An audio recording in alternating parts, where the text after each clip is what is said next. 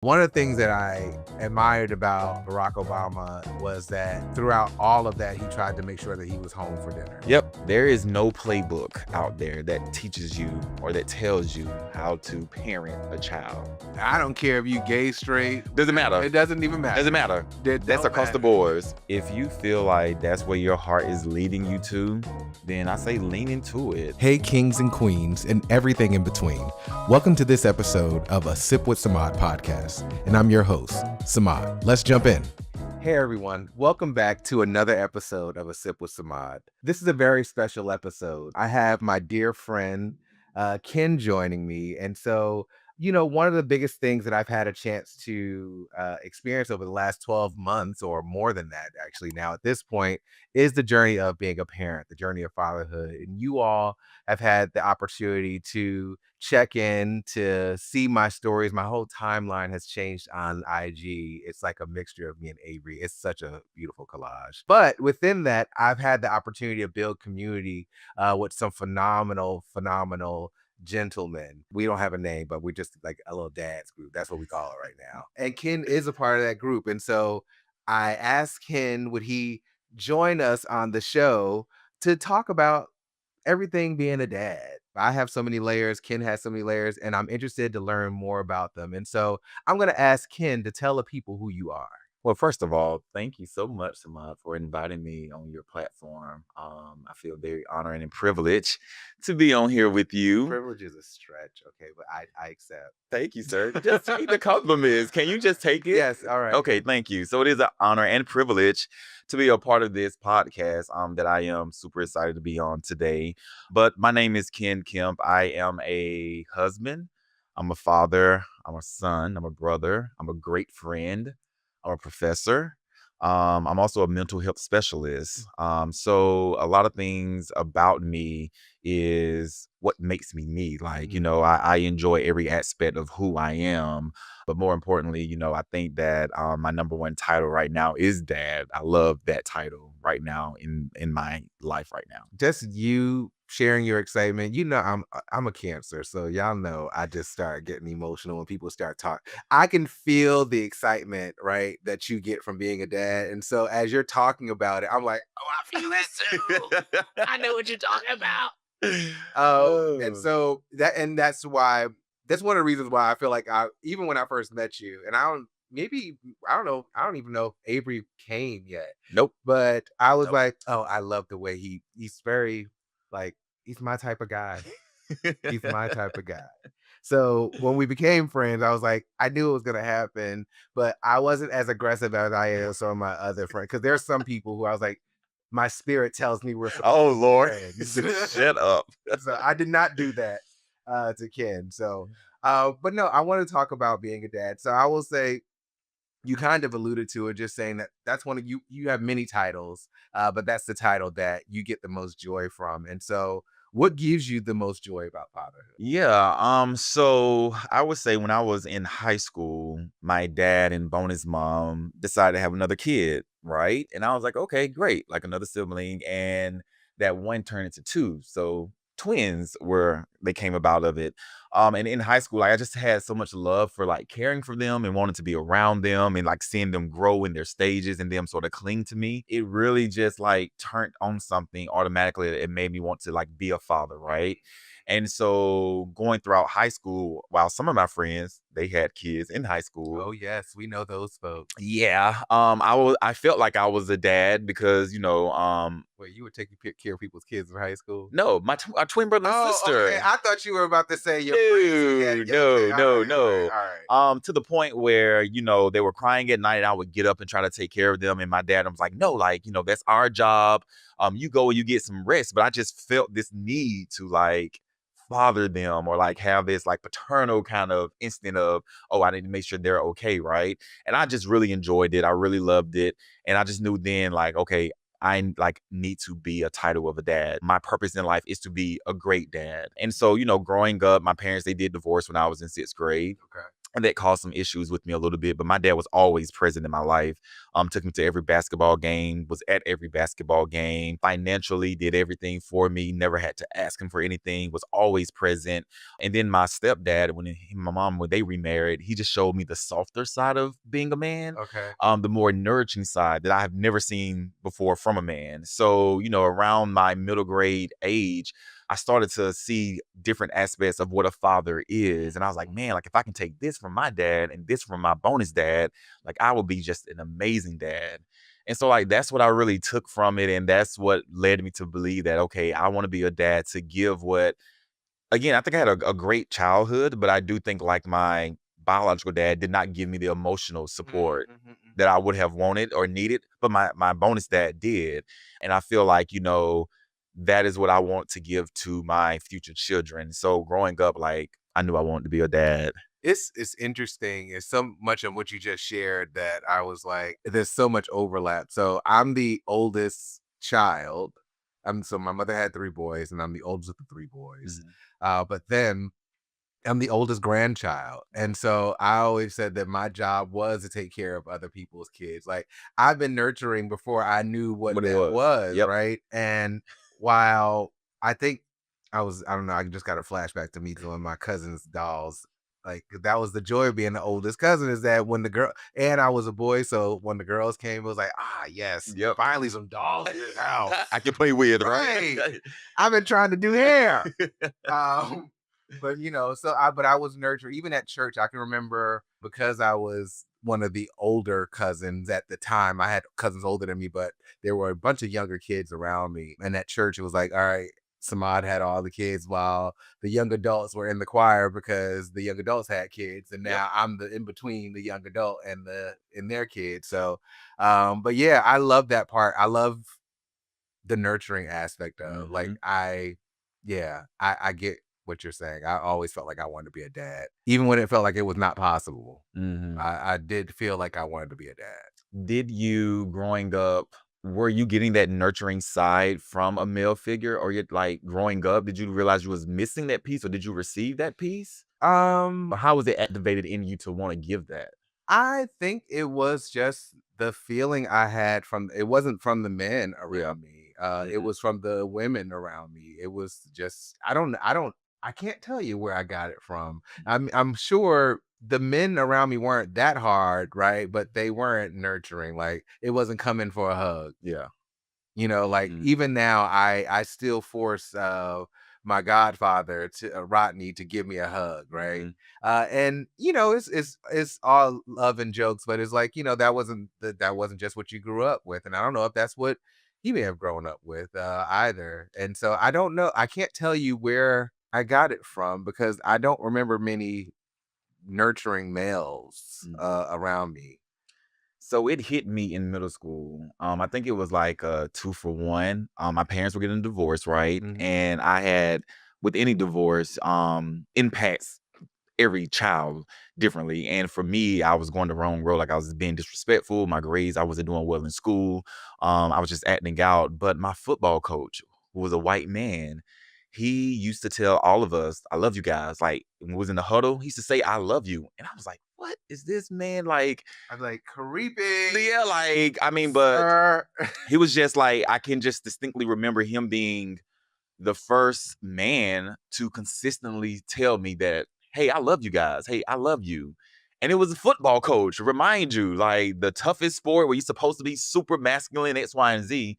He used to say, I love you at the end of every practice in the huddles. And that used to do something for me. Coach Bland, shout out. He probably doesn't know that, but that did something for me to know that another man like can say like I love you, and I felt like he genuinely did love me. I need to pull out my therapy chair, because can you stop? Stop. Like when who who was the first person to say, who told me that? Uh, I'm really sitting here like going down the line and trying to remember. For me, I think so you asked me the question earlier, who was my example, or did I see somebody? mhm. To be honest with you, I think it was more so me giving somebody what I did not Yep. have. Mhm. It wasn't about an example, but it was just like, I wish I had these things. Mhm. And if I had these things, then I maybe I would be different. Even as I'm raising Avery, I think about me giving her the stuff that my mother didn't have. Like giving her the experience, the bond, because I've heard my mother talk about her relationship with her dad Mm-hmm. growing up, and I hear so many women talk about their relationships with their dad, and so I said people always ask me, Samad, did you want a boy or a girl? And I'm not gonna lie. Yes, of course. Would I want a little Samad walking around? Of I course. really do have a little Samad walking around. I mean, Avery reminds me of me in so many ways, right? But I do. I think that when I thought about it from if I had a son, it was I wanted to give him the things or the love that I didn't have. Mm-hmm. And so I planned to be overly affectionate and to say I love you Mm-hmm. because I don't know. I can't at 41, I can't really recall who was the first male in my life outside of like somebody I was interested in from a dating or sexual perspective to say I love you. Yeah. Don't laugh because I saw you about to No. smirk. Yeah, I saw you. I saw you smirk when I I said am here. I'm invited to get in. Go. but but I do say but when it came to having a daughter, it switched and it was less about me, but I knew my mother's journey and I knew that her relationship with her father had something to do with why her journey was so tumultuous, Yeah. right? So it then became a matter of I need to make sure that you get all the things that my mother didn't get. Yeah. So that way You you avoid avoid different. yeah. Yeah.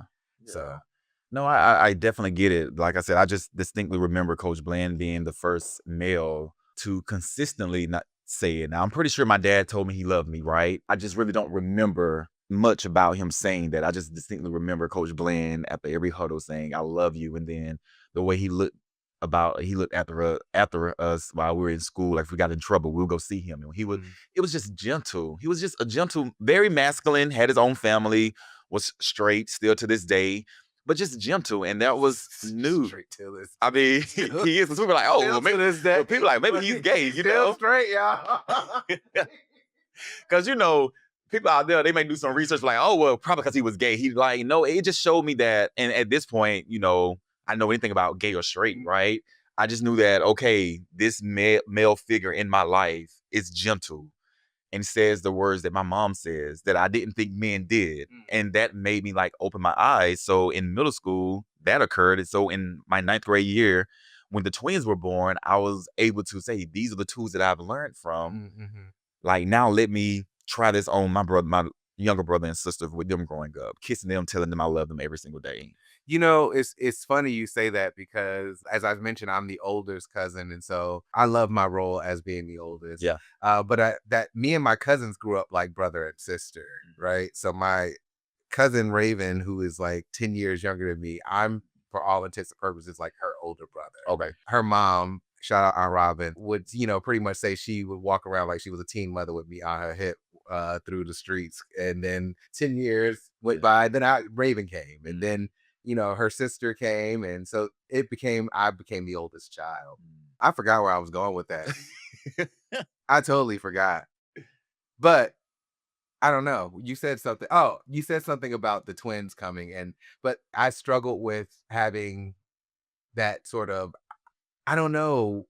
Like you talk about love and affection, like Raven would say, well, Samad, you never really gave me a lot of hugs when I was a kid. And it's not that I was nurturing. It was just, I don't know. It was, I was still trying to find out what I needed, right? To be able to give somebody else something, or to provide that. Like I can take care of you. Yeah. I can make sure you eat. I can make sure you sleep. Like I can meet. I can do the basics. Right. Good. Maslow's hierarchy of needs. Yeah. I can make sure you fed. I can make sure you clean. I can make sure you go to sleep.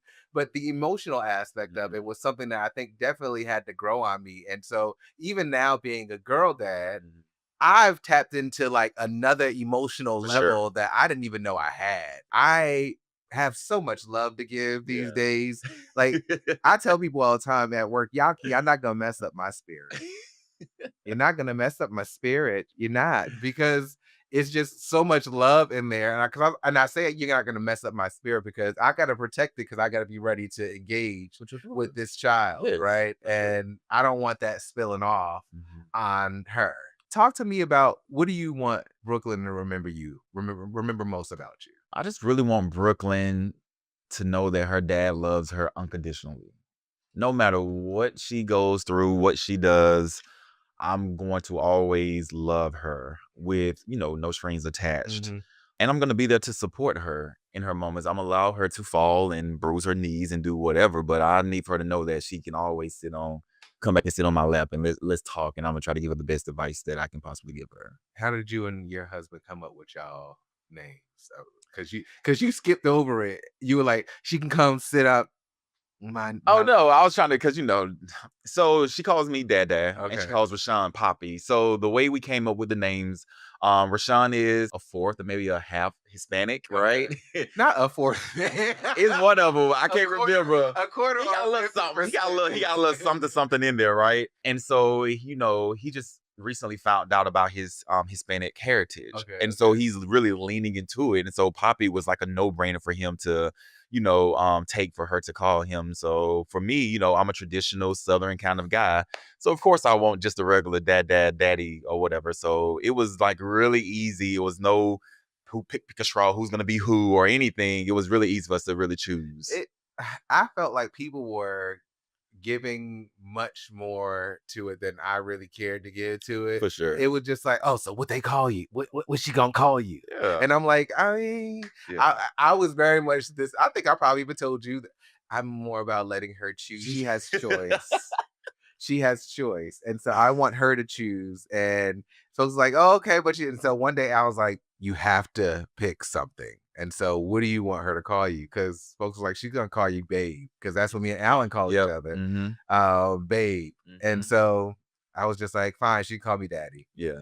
Once again, I gotta go now. I need to go schedule my therapist Uh-huh. because I didn't want to choose because I didn't call anybody daddy. Yeah. Growing up, I called the person who raised me, the man who raised me. I didn't call him daddy. I called him Rodney. Yeah. I called him by his first name, right? Mhm. So when it came time to choose the name, that was hard.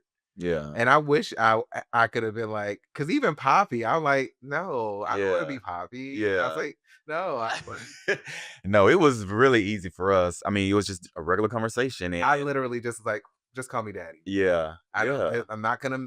We're not drawing this out Yeah. because it also, to me, represented. I felt like when people always are trying to peg you in a relationship. Mhm. No pun. Hello. But You said it, not me.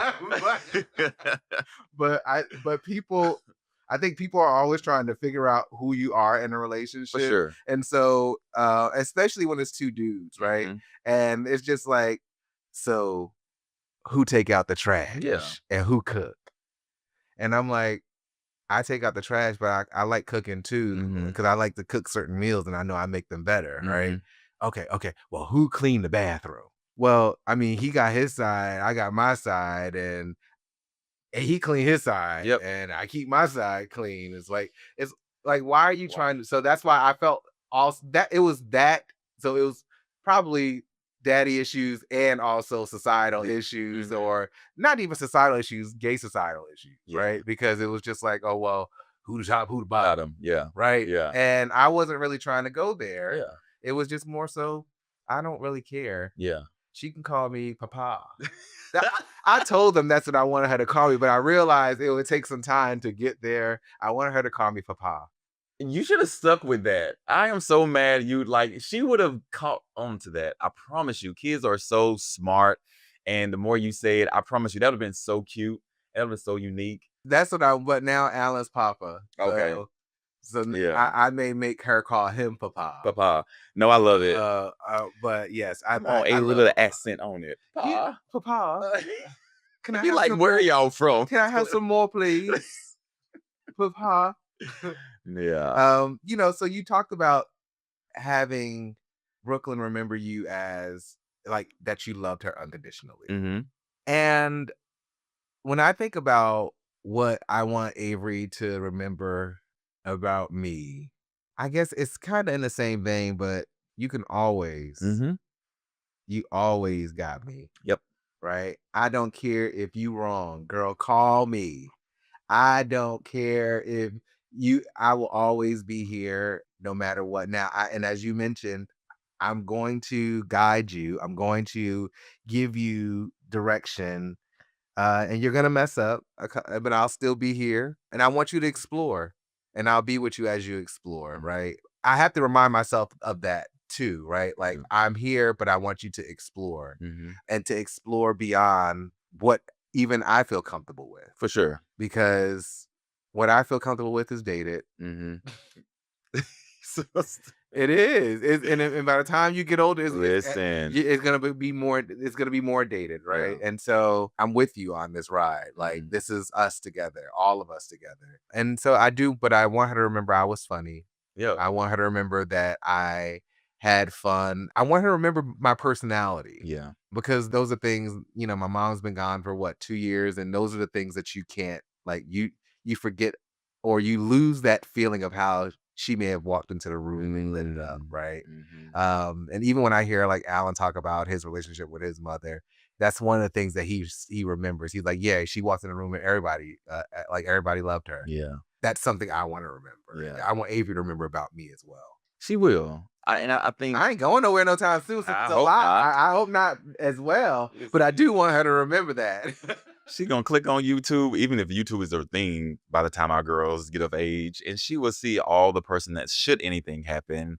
It's ways now for them to cherish our memories and who we are, right? And I think that we're doing a great job by creating moments and creating memories and video recordings and stuff of that. Like I don't have much of that growing up, but now I'm starting to create more of that with my mom's hmm or whatever, so I can have, just memories of her. But I think like what we're doing is definitely going to stick with them where they would know who we are.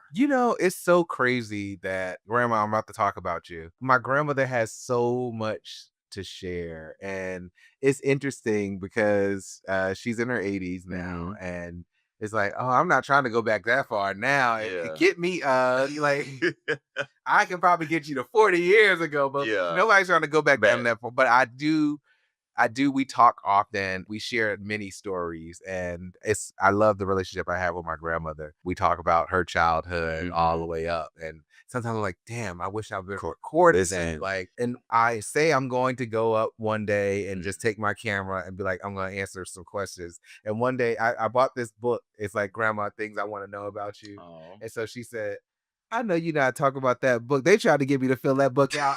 She ain't doing it. Not Not on her watch. No, ma'am. I was like, Grandma, I was like, but we need to know. She was like, she was no, Mm. but it has to happen organically. It does, for sure.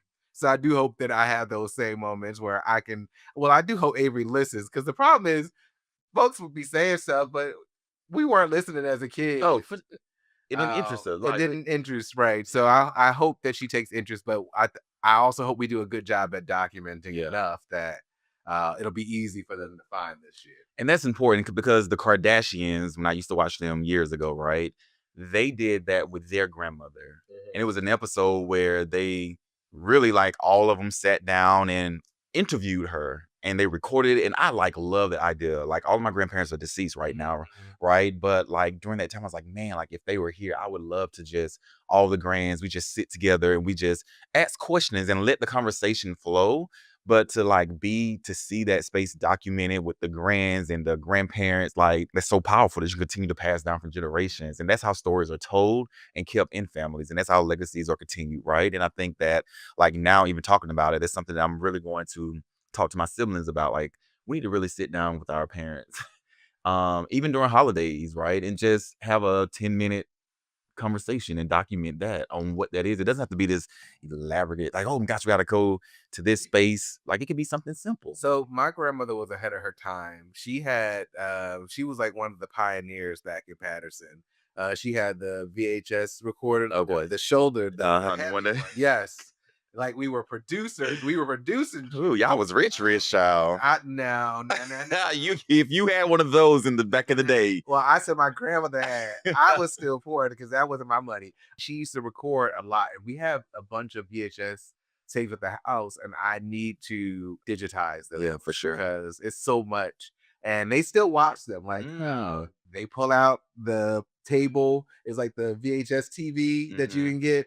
Pop the tape in, and they'll still record, and they'll send me like videos of the video. Yeah. But yes, we really do need. I like we have a lot that Mhm. we haven't even unpacked, and we probably need to preserve it because I don't think that they thought that those VHS tapes would be landing for 40 years.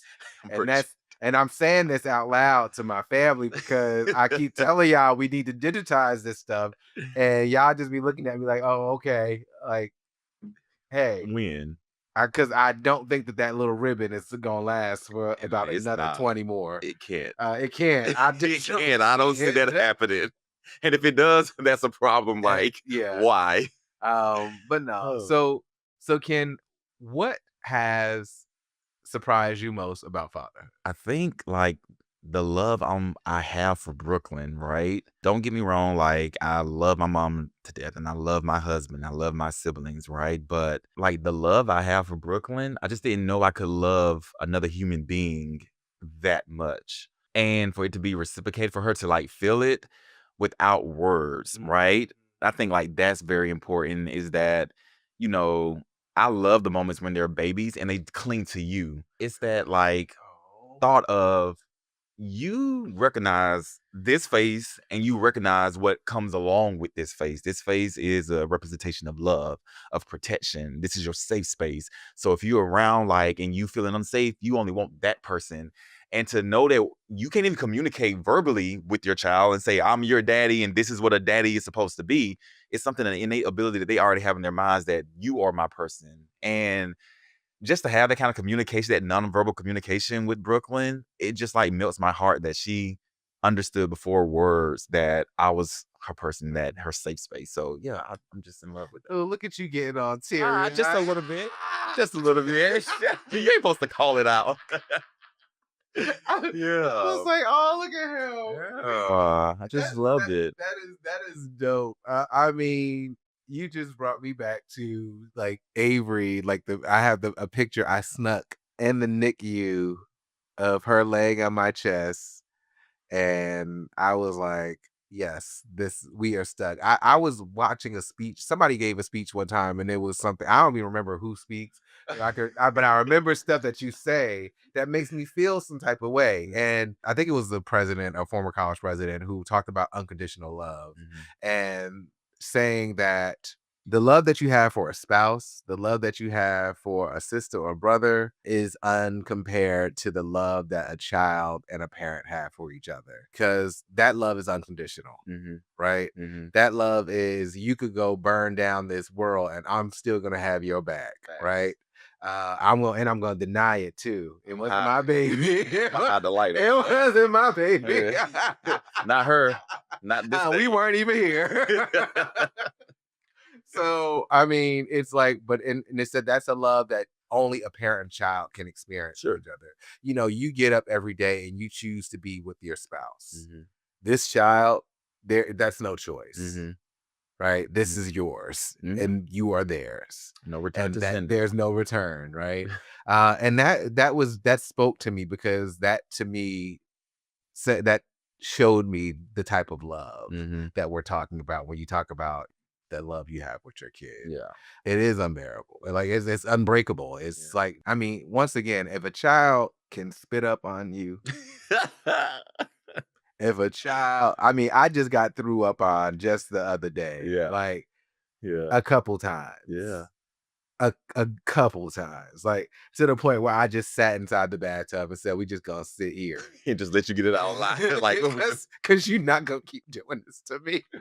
It was that bad. So I mean, if you can do all of that, the sleepless nights, like it is a special type of love that you have for this child. It is. So you know, I'm like a little of a nerd, right? And so I read all the time, and like scientifically, like there are like neurons that starts to appear when you become a parent. Like your brain starts to change, like when you become a parent. And a lot of people, like a lot of my female friends, they'll say, "Oh, I don't think I'm ready to be a mom," or "I don't know if I can do X, Y, and Z." And I get that, but scientifically, like your brain changes, and even the fog where a lot of moms are say, "Oh, I have like mommy brain," and science is saying that no, it's not mommy brain. Like you forgetting your keys isn't you having mommy brain. It's the fact that you have new neurons that's saying, "Hey, I need to take care of my kid. Like I need to give the needs I'm freeing up capacity. Yeah, right? Like yeah. I'm not look, that's exactly why the only reason I put this shit on was because Ken had this on. Because y'all Stop. know I would come in here with a black shirt on and call it a goddamn day.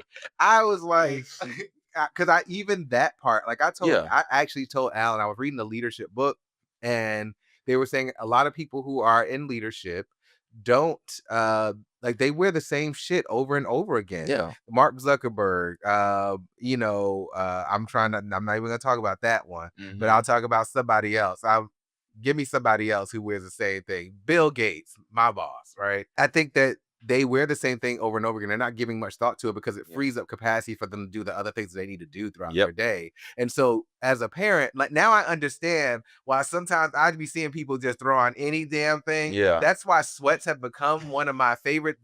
I dress like a fine ass gym teacher. Come on, fine. Okay, yes, I put the fine ass in because Yes. that was nobody else told me that. But I feel Shut up. You fine, Freya. You fine. Thank You you, fine. thank you. Nobody said that to me, but I love dressing like a gym teacher now Yeah. Yeah. because I don't have to think about it. It gives me the capacity to now Free your work space up. Yep. and I can take care of this child. Yep. I'm in full agreement. Like, Yeah. just you don't need to Free think about it. free Free that space capacity. up. And you need that. Like free the space up. Now you're like focused on your child and making sure he or she is at the best hands in the best hands possible. You said neurons. I got some new neurons. Yeah, they start formulating. I I, got a I new was like, oh, okay, attitude. okay, come on, team, that's what we do. But yeah, like I mean, again, I think that that unconditional love, so I'm a PK, right? And so it reminds me of the love that like God has for me, as far as I may mess up. Like he still, I don't. It to me, it just correlates that. And so when you have people who have conditional love or who love you so much, but then you came out to be gay, or you got a husband now and X, Y, and Z, and now it's strange. It's like, okay, well, you didn't love me unconditionally. You loved me under conditions that you thought I was who you thought I was, right? And so now I have like an appreciation for new and genuine connections on how I allow people to treat me, what kind of connections I'm going to build.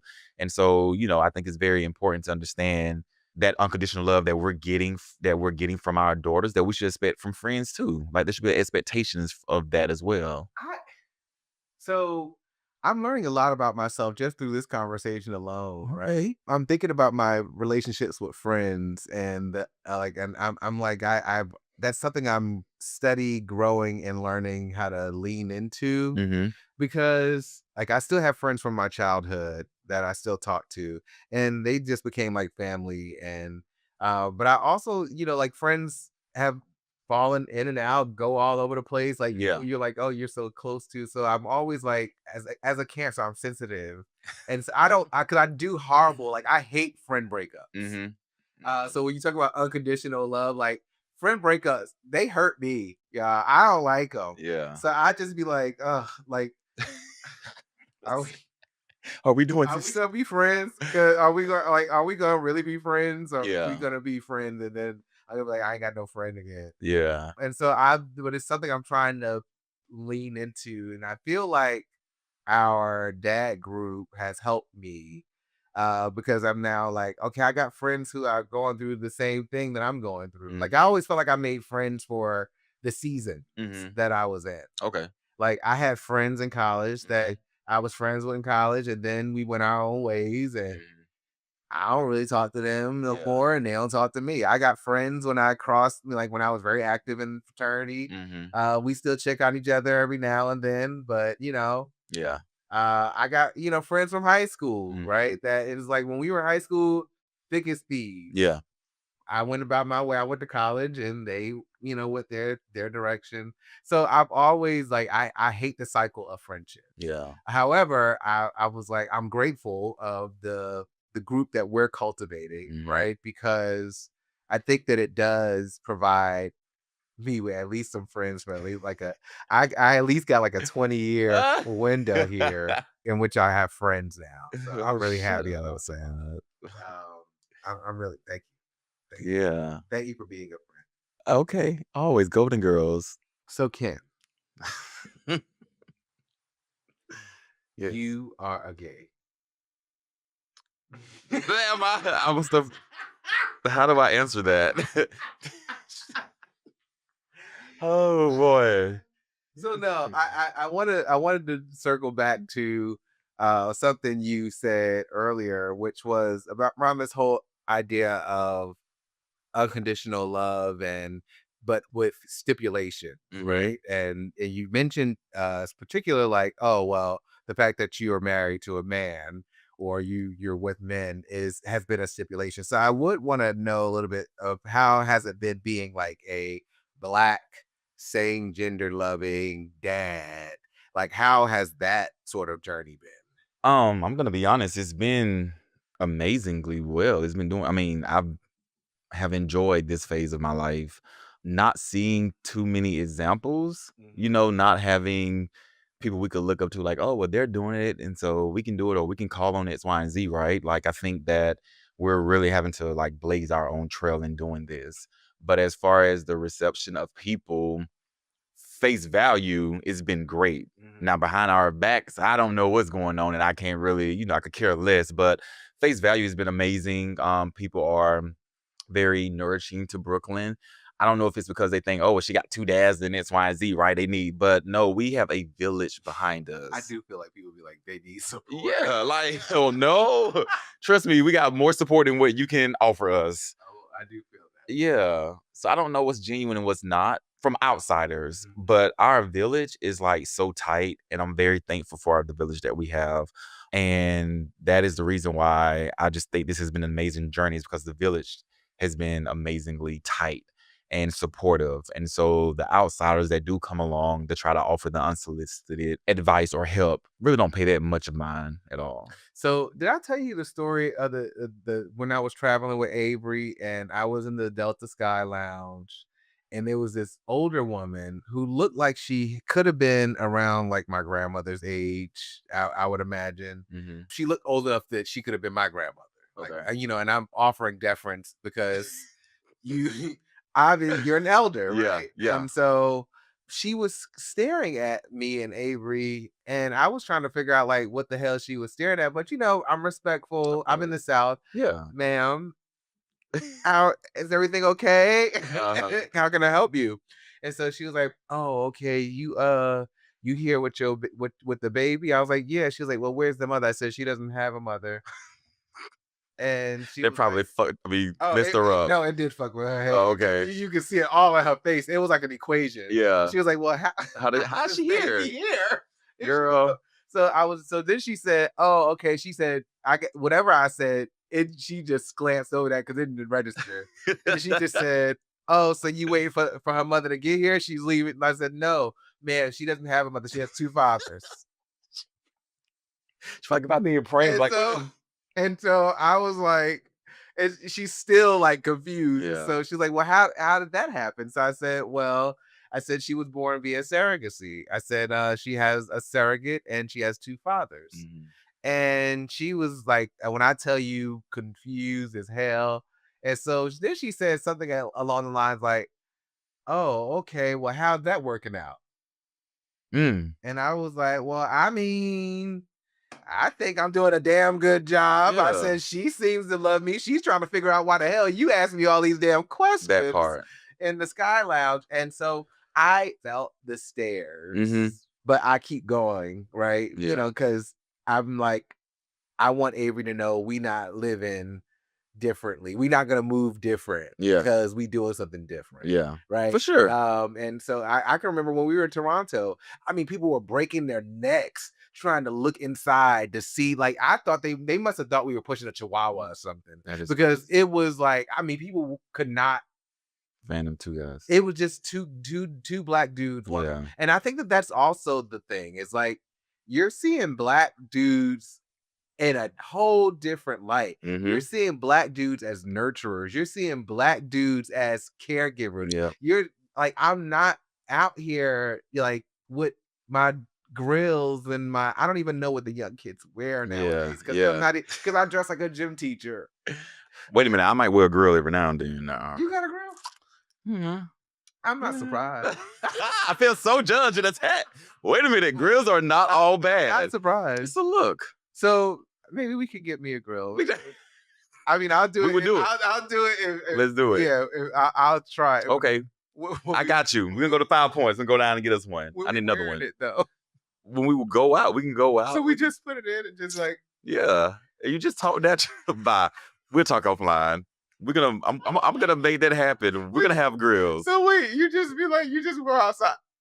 It's an accessory. That's exactly what it is. Like you wear a necklace, you ring, watch, a bracelet. It's an accessory. Okay. All right. Nonetheless, I say all that to say it's been an interesting. You talked about not having a guide, not having, and that's one of the things that I'm always mindful of is that we don't have that. Mm-hmm. And I'm also mindful of the fact that and I think we've all charted our own path. For sure. Like we've said, I don't give a goddamn what is being said about how we're supposed to live. Mm-hmm. If I want to marry a man, I'm going to marry a man. If I want to have a child, I'm going to have a child.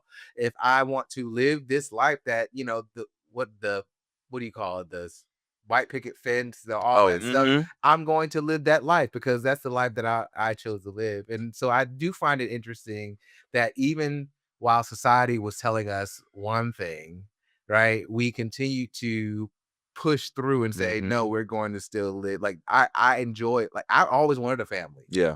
I always wanted a child. Yep. And I can remember as a kid being a little confused, right?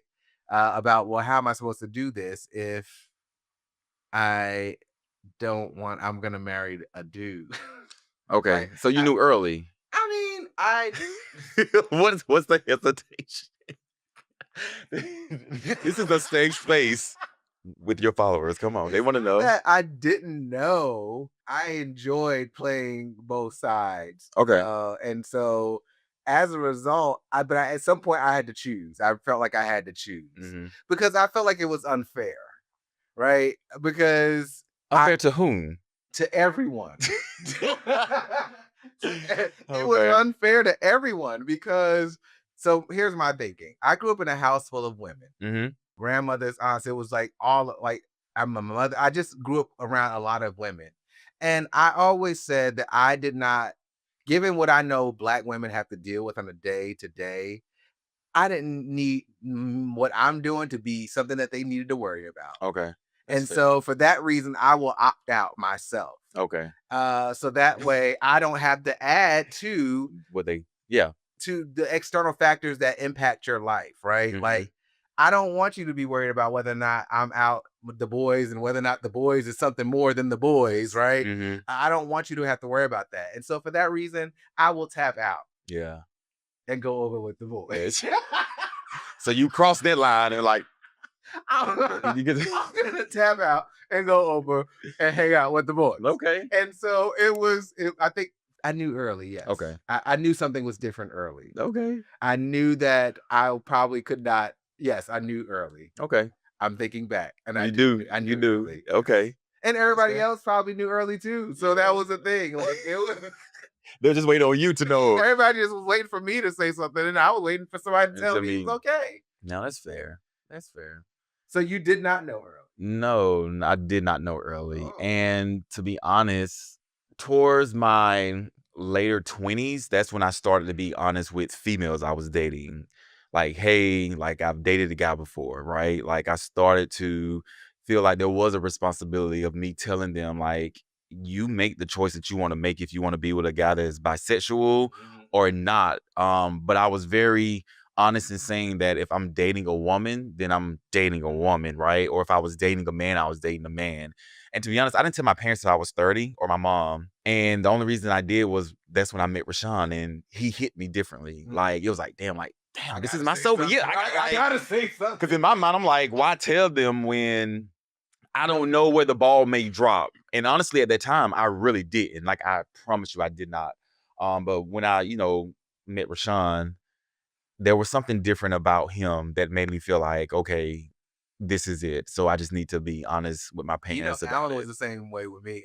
I didn't say, they already knew. Yeah. But I didn't say anything. Like, yeah. I may have bought a date home. But it was just like, oh, my friend helped me drive up from Atlanta to Jersey. Yeah. But Alan was the first person where I was just like, I'm going to just put it out here. Yeah.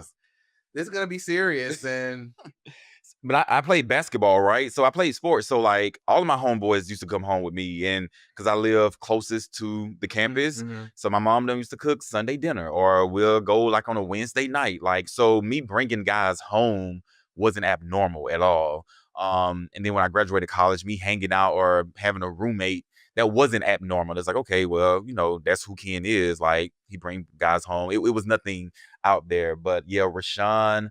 I think my mom knew because our interaction was a little different too around each other. And I think like she sort of picked up on it. Y'all were grabbing pinkies. Nah, not that. No, not that. So I mean, I love my babe, but he's not an athlete, right? Okay. And so my mom probably trying to figure out like, you always hang out with athletes. What's the connection? Like, how do you know this guy, right? And I think that's why I really think like her, my sister, like, okay, he's not an athlete. Can't normally hang out with athletes. Like, what's going on? Once I knew it was serious with Rashawn, serious is into, okay, like, dang, this is someone that I could build a relationship with, a future with. I had no choice but to tell my mom, like, hey, this is someone I'm dating right now, and I'm very confident that this may go the distance. And so I just want you guys to be very aware of it transpiring out. So, It's funny now. Al and I've been together for what, 18 years now, but I guess married for 8. And at this point in life, my family loves him. Like I mean, and I love it because Al is both his parents are deceased. He has a brother, and I'm so happy he has family. yeah. I'm so happy that we're able to, like, it's gotten from the place of me calling and saying, hey, so Alan, he's not my roommate, he's my friend. And they're like, oh, okay.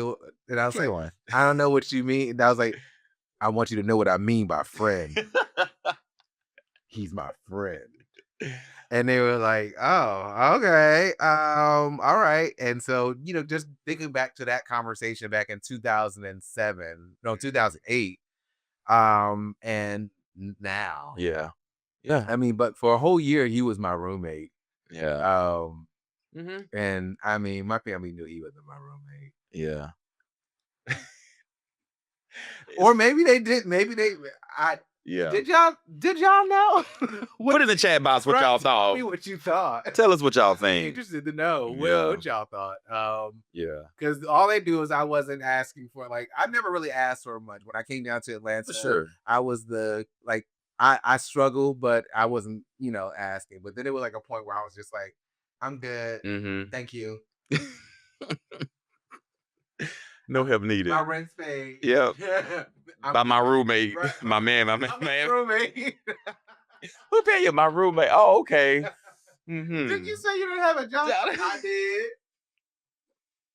Yeah, they knew. I was working in the research lab. Y'all knew. They knew.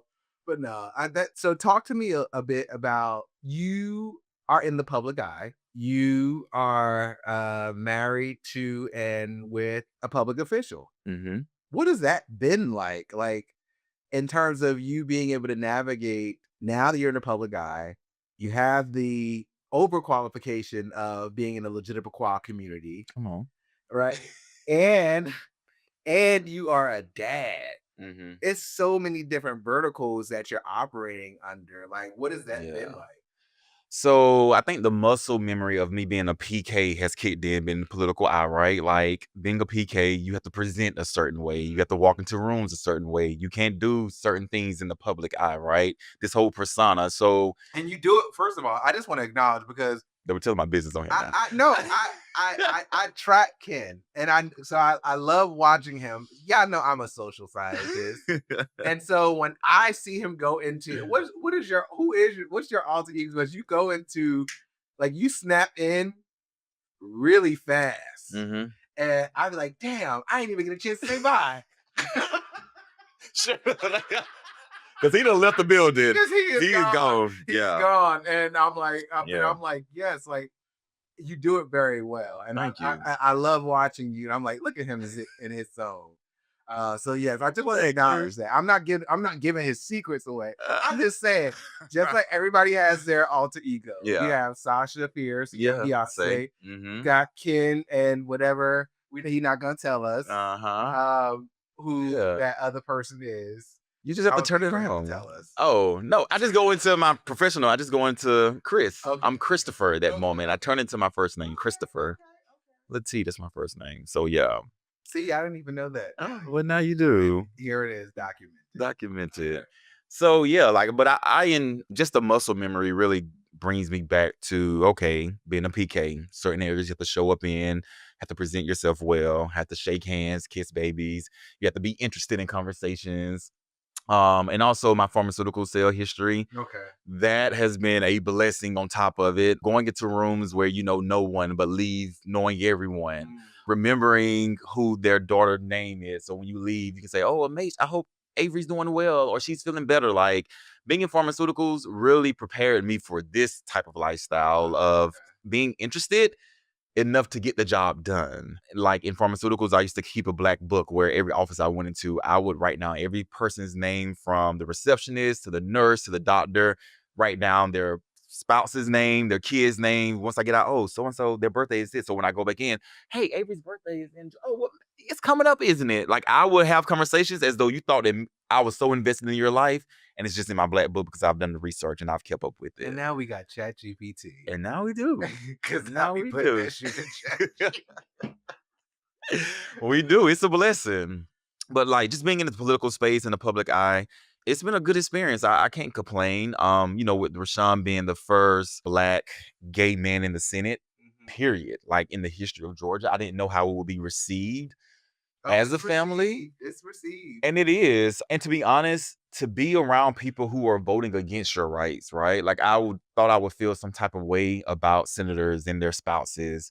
Like, okay, you're voting against my rights and you don't know how that's impacting us. But to talk to them and for them to get to know us and for them to like know Brooklyn. When Brooklyn goes into that chamber, you would think she is beyond, like she is known. Rashawn this is his first year in the session, right? Brooklyn is probably the most well-known child in the Senate chamber. Well, and we don't. Okay. She dresses well. They talk about how well she dressed. And of course, we're going to make sure she's We good. gotta look good. But I mean, they give her gifts. A lot of them have given her books. And this is Republicans too now, not just Democrats. And so, I mean, I'm very thankful to be in this space to where, again, they may act totally different behind our backs, but up front, they've been very welcoming. It's allowed us to, present ourselves the way we need to and for the community as well. I'm gonna come back to that, but I want to say it's unfortunate that political parties become a predictor of one's ability to be a good person. For sure. I don't care what at the end of I think we choose whatever we choose because of why we choose it, right? And so, but I don't think that your political party necessarily makes you a good or bad person.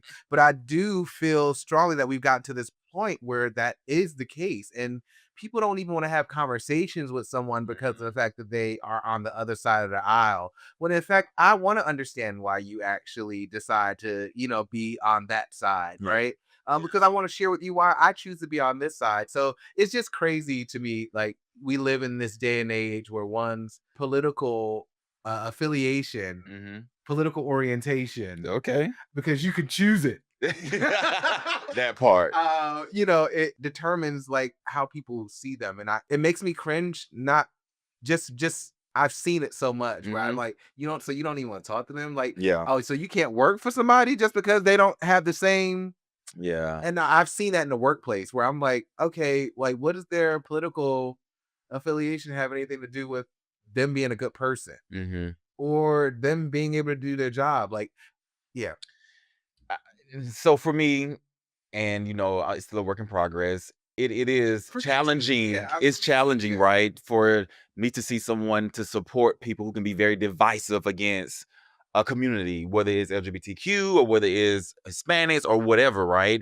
And it's like, I don't think everyone is a all-in kind of person, right? Because you are Republican doesn't mean you're this far right Republican who thinks like, okay, well, we're against the gays and we're against X, Y, and Z. You may do it because of tax purposes, right? You could and so I think conversations are needed to have. And there's like, are you against the gays or are you against something like this one thing? This one, right?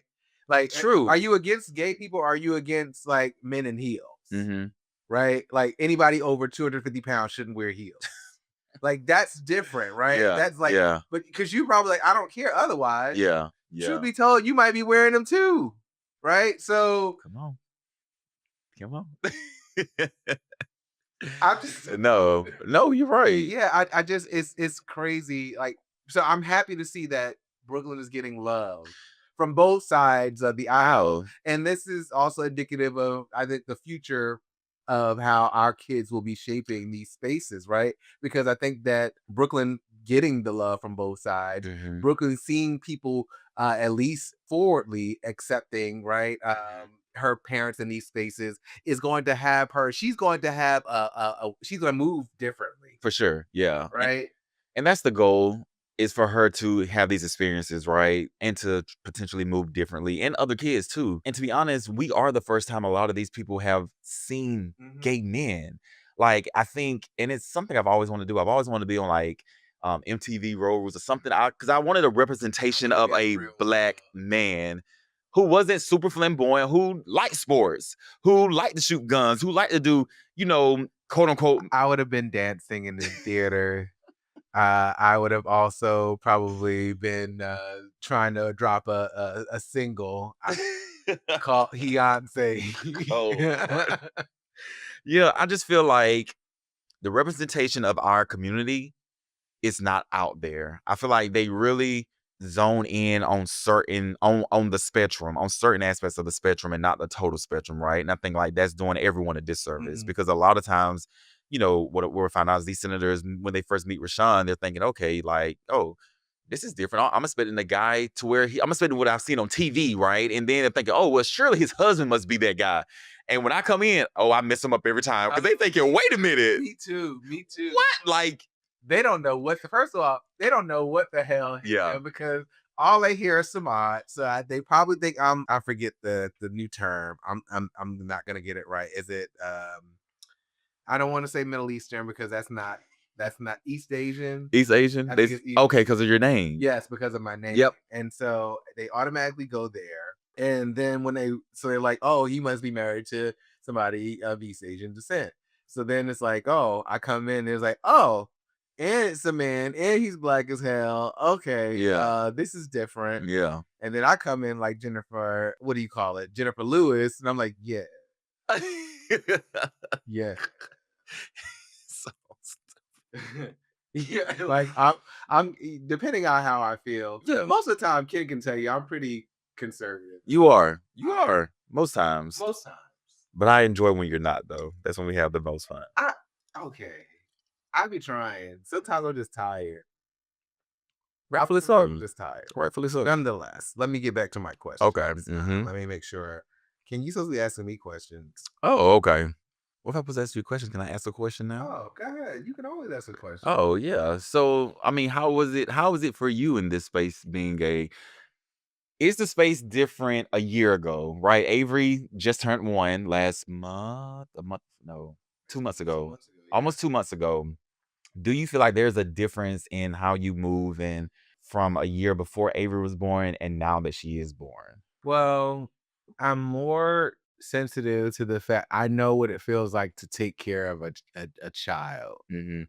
And I'm sensitive to the load I place on Alan, because I don't want to, like, it's a lot, like, to spend a whole, like, yesterday I had a photo shoot, right? And I felt bad because I was like, it took longer than I anticipated it to take. Yeah. And so that meant that Alan had to play dual roles. That meant that he had to also, heat the food up, but all and clean up, and then also give her a bath and put her down to bed. Mhm. And I wasn't able to contribute to any of that, so I felt horrible, right?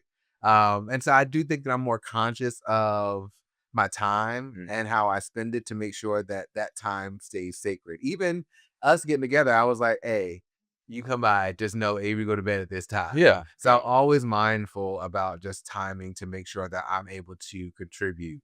One of the things that I admired about Barack Obama was that he said throughout all of that, he tried to make sure that he was home for dinner. Yep. Right. That part. And not to say that you're always successful, but I will, like, that's in my Gratitude. mind. I'm like, I want to be there for dinner. Mhm. And so in my mind, I'm always thinking of how many, like, the bedtimes. Like, I want, how many bedtimes can I miss? I'll stay late and leave out on the late night flight, Yeah. so that way I can get at least one more bedtime. Yeah. And so I do think about my time and Okay. how I give my time, but has things changed? I think that's how I probably move differently. I think time is sacred, Okay. and I'm also a lot more strict about it. Like, Yep. not, I gotta go pick up my baby. It's 5 o'clock. Yeah. Like, I will stop mid. Like, if I start seeing you, and you know this because we'll be out, and Mhm. it start getting close to it start getting close to They be that like, time. what And we I'll be doing, like, bro? hey, so I'm always that person because Alan's usually like, oh, we could stay out, I'm we here. could push it back an hour. And I'm like, okay. I was like, can we? Mhm. Mhm. Can, like, I'm really surprised by that. I am too. Yeah. I was always assume that it would be opposite, but to see you be like, can we? I'm like, yeah, just go. I'm like, oh, okay. I'm Okay. like, well, I'm asking Kelly because Alan. So one thing I've learned is that we are sticklers about what we're sticklers about. Yeah. Yep. And so Alan's a stickler about foods. Mhm. Like, whatever Avery is eating, Alan needs to read the ingredients. Yeah. He needs to know if it's high Oh fructose corn goodness. syrup in it. So y'all are bringing Avery's food to the cabins, I'm assuming. Avery gonna eat what everybody else. All right, don't have Alan having problems with all of us now. I look.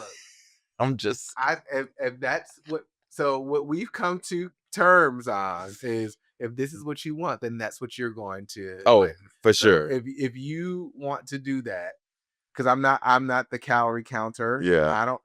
I just feel like there's so much in life.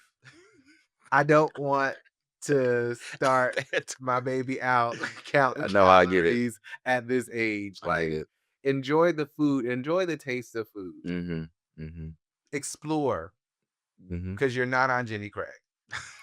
Okay, we have our things. Yeah. So I'm one about time. So Okay. we need to get there on time. Okay, I thought through. The bag has been packed probably the night before. Mhm. I know I need to get the pouches, put them in there. Like, I'm that person. Got you. I'm like the logistics. I was very much the food person. We played the school role together. Like, okay, what's important with school? But I try to find time for us to come in, and we have to align on things because we do different. We bring our lived experiences For sure. into how we raise Avery, and so a lot of that sometimes it can be in conflict. Okay. Do you feel like there is a struggle with you finding a balance between professional life and daddy life now that Avery's here? Oh man, that's a good question. That You told me to start. well, it's a good question because I know so many people who are in the roles that I aspire to be in, and that's something that they say that they always struggle with. Mm, And I don't know that I'll be any different, okay. but I have concerns. Mhm. I have worries, right? Mhm. It's not a stalling worry, but it's just like something I always have to be mindful about to make sure that I'm balancing my time. And some things I don't have control over, right? Mhm. Like, Mhm. I have to go to Seattle and be there for a week. Yeah. Excuse me. And be there for a week in what, 2 weeks? Like, Mm. it's actually right after the cabin trip. So Yeah. we get back. You sent the text. You like, I hope nobody has to work on Monday. Monday. I was like, my ass is on a flight first I thing in the remember, morning yep. to Seattle, Yeah. right? And then when I think about the leadership roles I aspire to be in, that's not going to get any different. Yep. One of the things that I've probably had to accept is I underestimated the help that we probably needed. Mhm. Right? Like, I really, really, really wish my family was around. Yeah. Right? So that way she could have that same community that I had, where it was like, Go to Auntie Aunt, house. right, Aunt Robin got you. Yep. Or you going, I mean, my network was I had great grandma house was the last resort. I tell people all the time, my great grandma's house, RIP great grandma Catherine. I did not like going to great grandma's house, but great grandma was, I'm not gonna talk about my great grandma because her grandkids probably like, you better not. You better leave her alone. Shut the hell up. I would just say she lived in a senior building. Like, Yeah. it was, and so it was like bingo and all those things. Like I Yeah. was doing that shit. Yeah. And Yeah. so, and then when you weren't doing that, you were watching soap operas Mhm. all day. Yeah.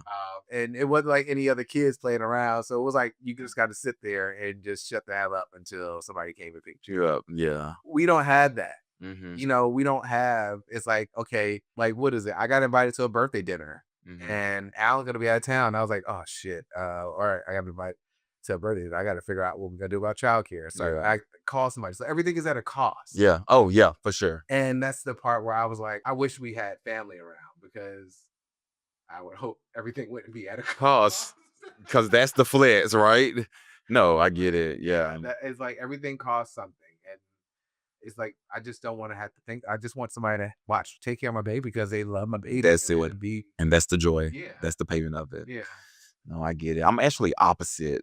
I've like tailored my career because of Brooklyn. And yeah, and I need to do better, right? But I think everyone parents differently, right? Not to say one is better than the other, right? And I think that it actually opposites attract. Because I'm totally opposite of Rashawn, and I'm pretty sure you and Alan are opposite too. But Yep. for me, I've had opportunities with, job opportunities where I would have to travel 50% of the time. I'm thinking 50, like, heck no, like that can't work. So I've really have changed the trajectory of my professional career to I want to take Brooklyn to practice. I want to pick her up like that because that's the part that I took from my dad of taking me to practice, picking me up, being my coach. So I don't want to miss those parts of Brooklyn's life.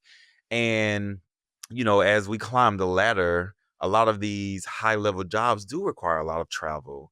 And I really have declined a lot of opportunities to further my career because it would take me away from Brooklyn. And I'm already thinking, well, Rashawn's he's in the Senate for a session and then he has a national job too. We both can't be going at the same time. Like, could we afford someone to come take care of her? Of course.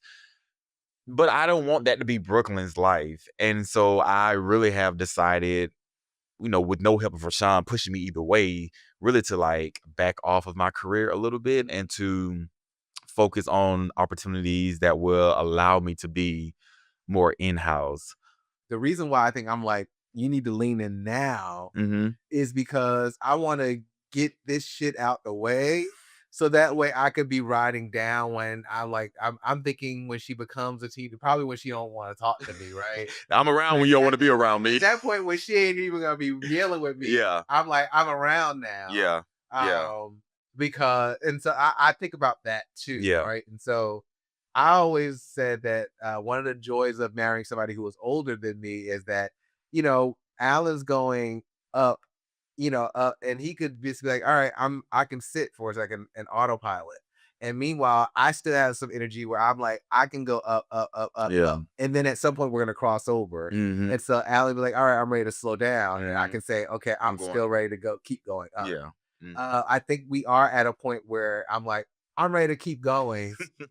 Only because of the fact that I want to get this out the way now. Yeah. And I do want her to have access to certain things, and it's going to cost money, right? Yeah. Like we take for granted the tax that many of us had to pay to get to this point, right? We take for granted that while, y'all see us and we seem like we're doing seemingly well, which we are, right? But I'm a first generation college graduate. Mm-hmm. I had loans, y'all. Like Mhm. I'm still paying the piper. Mm-hmm. And I don't even know if I'm still waiting for my stuff to get.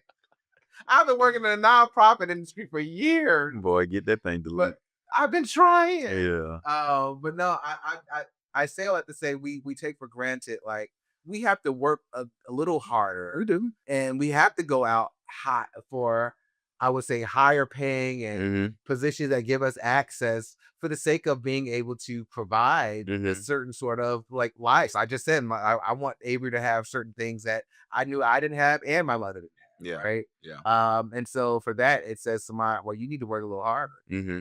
Work a little harder now, so that way when she gets older, I can just coast. Yeah. Yeah. That's the strategy I've put together No, I mean, for now. every other for now. For now. Yes. Yeah. And I think like, again, what I love about our group is that everyone's totally different in their professional life and what they're doing, right? But the love that we have for our daughters and sons and the way we're parenting, the way that we're trying to build this community is so beautiful. And I think that, I know that Rashawn is on the up and up. And I know that could I be as well? Yeah. But at what cost, right? And I think honestly, that's where relationship comes into play. Like you have to have those conversations. But that's a I credit you for having that conversation with yourself. Yeah. Right? That's not I mean, you're saying it very passe-ish, but let me tell you something. People can't have that type of conversation with themselves. Yeah. And they remain in conflict. Yeah. And sometimes just stall. Yeah. Right. As a result. And I mean, while you're playing it down, I mean, you're still doing awesome shit, right? Like, so it's not like, oh, I just decided to stay at home and, put together some oatmeal and cookies, right? IKEA projects. No, like, that's not what you're doing. Yeah. What I think you're doing is saying, I can still do it, but do it differently. I can do it and still find space to have that time with, my family, with my child, right? I'm investing in things that I think are going to offer a return. Yeah. So I don't think some folks may minimize it. I don't think it's minimized. I think it's just doing it differently. Okay. Thank you. I mean, Jill Biden was the first lady of the United States of America, but still professor at a community college. Yeah. You know what I mean? Like, yeah, doing it different. So don't minimize because it's not because I don't think what you're doing is minimal. Okay. Thank you. Yeah, I'm sorry. That was my friend coming out. I had to, because I do believe that seriously. Like, I think that you're doing a phenomenal job at supporting your family, still pursuing your passions and exploring what you're interested in, giving yourself the space to do that. Right. I think a lot of people don't have that. Yeah. They don't. Touche. So I'm just saying. I'm sorry, y'all. Sorry. So talking about advice, since I'm out here giving unsolicited advice. All right. We talked about our dad's group, but what advice would you have for anyone considering to be a parent? To do it. There's nothing to it. Nothing to it, just to do it. Do it. No, the advice I would give anyone that was wanting to be a parent is that if you feel like that's where your heart is leading you to, then I say lean into it. Being a parent has so many benefits, highs, right? But there is also some challenging moments as well. And I think that I just talked about the throw up part. yeah, I mean, that's the cute part though. Like, oh, look, throw up. Baby, I smelled sour all day. Oh, I think gosh. it's like three showers. But baby need this. But baby's her stomach feel better. Get it out. I'm like, get it out, baby. Get it out. Get it out. It's okay. I'll suffer.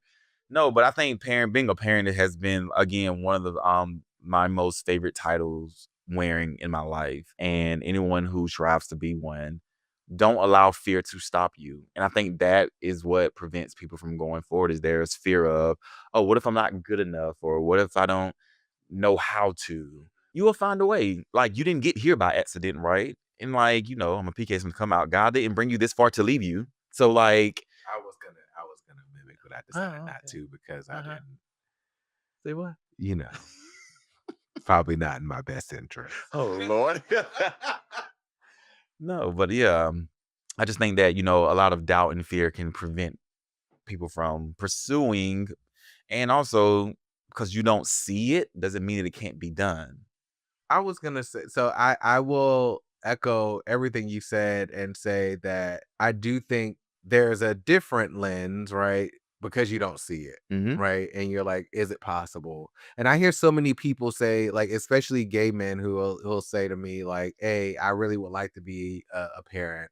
I think I could be a good dad. I don't want to do it by myself. Yep, hear that all the Right. time. I don't want to do it by myself is one of the things that I hear. I'm looking for my husband. I mean, that can take us down a whole other rabbit hole. Part 2.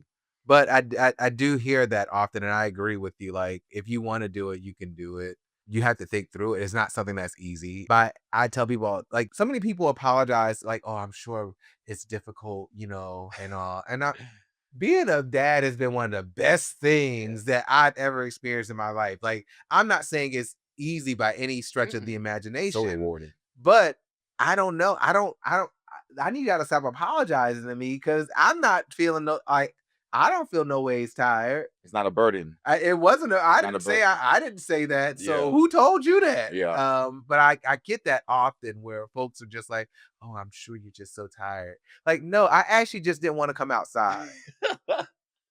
Like, truth be told, Yeah. I probably just didn't want to come outside, and so for that reason, I just didn't come outside. But you assumed I was sitting Yeah. in the house with poop in my hair. And you also got to be honest with yourself too, because it's such a social media world, right?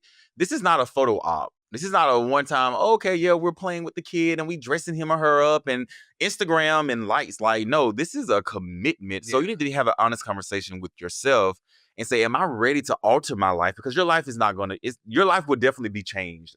I'm just going to put it out there. Your life would not be the same entering into parenthood. And are you ready to truly sacrifice not being selfish? You cannot be selfish being a parent. And I don't think a lot of people, and I'm going to be honest, a lot of gay men, they want what we have from pictures on social media, but they don't understand the throwing up and smelling sour. They don't understand the when they're sick or they're teething, they have temperatures and they're clingy, and they don't understand the moments. So it makes me feel hard. Why can't do nothing? Yes.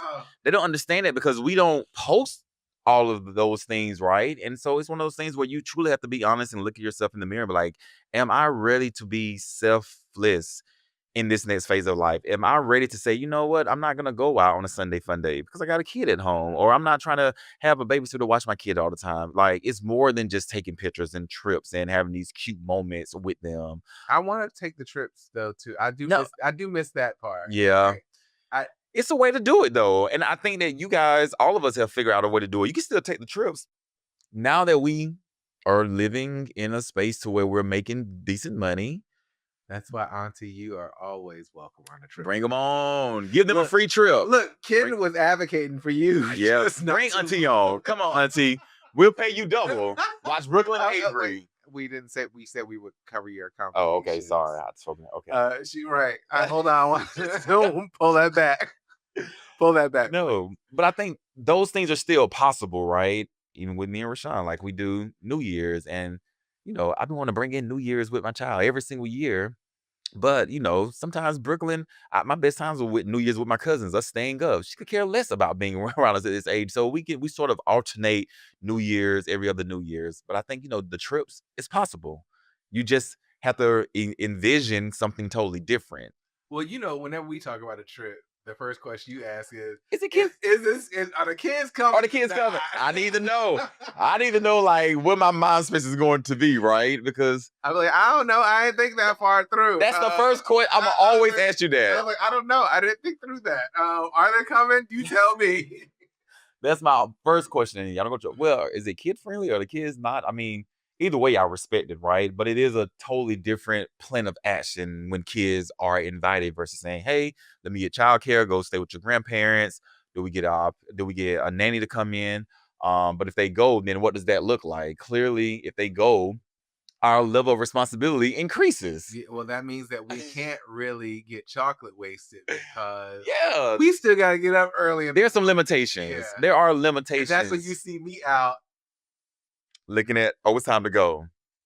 No, because I'm still popping up at 6 a.m. no matter what time we come in. Yep. I think we stayed out late one time. It was later than I probably a couple of weeks ago. Yes, and I was like, I was like, why am I up? It's 6 o'clock. I was like, girl, daddy's got no sleep. Duh. It is so funny because every time we like stay out and then the kids wake up at their normal time, which is 6:45, 7 o'clock, I'm thinking, why did I make that choice? Like, why did horrible decisions? They are, but you know what? It's worth it.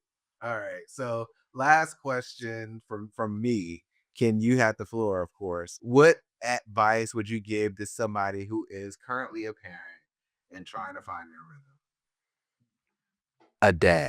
A new dad within the Legitimaquah community. Just give yourself some grace. I think we can be critical on ourselves, and us being critical really makes it hard to be okay with mistakes. There is no playbook out there that teaches you or that tells you how to parent a child. And because of that, No matter what, I don't care if you gay, straight, doesn't matter. it doesn't even matter. Doesn't matter. That That's don't across the matter. boards. And because there's no playbook that tells you what to do in every single phase, that means that every single child is like a thumbprint. So what works for me does not work for you. It's not going to work for Avery. It's not going to work for Brooklyn. It's not going to work for any of the girls. So any dad, gay dad out there, or any dad period, or any parent period, yeah, like just give yourself grace and understand that mistakes are going to occur. Just learn from them and do better. And you know what so I love that you said that, because I think that that's applicable to black dad, gay dad, all dad, whoever, whatever type of dad you are, that's Yeah. applicable. Give yourself grace. Yeah. I think, one of the things that I enjoy the most about being a dad is that, I'm a thespian, if you all didn't know that. And as a result, being a parent is like you wake up every day and it's a new show. It's like being in an off-Broadway production. It's like, all right, What we doing? 6 o'clock comes, I gotta start getting my face together because the curtain's gonna be up at 7, right? Mhm. And every day is a new show, and you take it on day by day. And so I do agree. Give yourself grace, because every day is gonna be different. Every day. And let me tell you, at this point, I'm at the phase where Avery doesn't like me telling her no. Mm-hmm. And I tell her I don't care. Okay. Yeah. I'm like, I don't care, Yeah. because this is for your benefit. sure. Okay. But no, I do agree. Give yourself some grace. Yeah. And celebrate your wins. Too often we focus on like the L's. Like we can have 99 wins and 1 L, and then we're just distraught. Oh my gosh. But also celebrate the small wins, because we're always looking for those big Yeah. things. We're looking for the milestones. Listen. And let your child live, because right now my baby just don't. She's spoiled, and I know she can walk. Mm-hmm. And I keep trying to tell y'all, stop trying to push my baby. Yeah. Because she holds on to my pinky for protection. Mm-hmm. Protection. Protection. She knows. Don't be coming for my baby. Because she knows. Oh. The reason why I say Avery knows, I watch her, and I watch, even today, I put her down to bed before you got here. Mm-hmm. I have to leave out of her room, so it's going to open up some light into the room, because we keep the room completely dark. Mm-hmm. And so she saw me walk. Well, she could sense that I walked away from the crib. And so she looks around, and I'm standing at the door, but I'm trying to like be incognito. Of course, trying to sneak out. Yeah, trying to sneak Sneak out out. your own room. House. And she popped up, she looked around, and I saw her with my own 2 eyes. I didn't have my glasses on, so it was 2. But she said she took the pacifier out, and Over the crib. she put it over the crib, dropped it, and then said, "Eh!" And I was like, girl, so you knew either I'm in this room because you didn't see me leave out, or I have to come back in. Mm-hmm. And I was like, brilliance. Yeah. For strategy. Strategy. Strategy. I said strategy. Yep. This is a future Already. strategist. Already.